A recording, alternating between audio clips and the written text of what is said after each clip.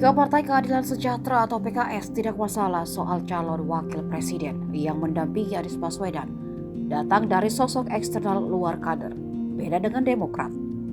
Deputi Analisa Data dan Informasi DPP Partai Demokrat, Sahrial Nasution mengatakan, partai akan tetap mendorong Ketua Umum Partai Demokrat Agus Harimurti Yudhoyono menjadi cawapres Anies agar bisa memenangkan kontestasi Pilpres 2024. Sahrial menghormati aspirasi yang disampaikan oleh rekan koalisinya tersebut.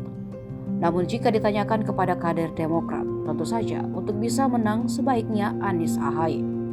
Menurut Sahrial, semua pihak bisa saja menjodohkan siapapun dengan Anies Baswedan. Akan tetapi, dia mengingatkan apakah nantinya pasangan itu didukung oleh parpol hingga memenuhi ambang batas presiden atau presidential threshold.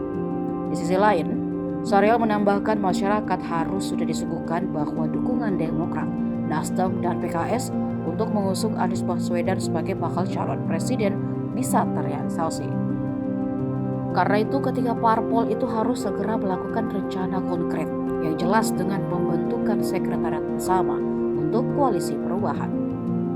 Sebagai informasi, PKS memang sebelumnya telah tegas menyatakan bahwa tidak masalah jika nantinya Anies Baswedan memilih sosok di luar kadernya sebagai bakal calon wakil presiden 2024 mendampinginya.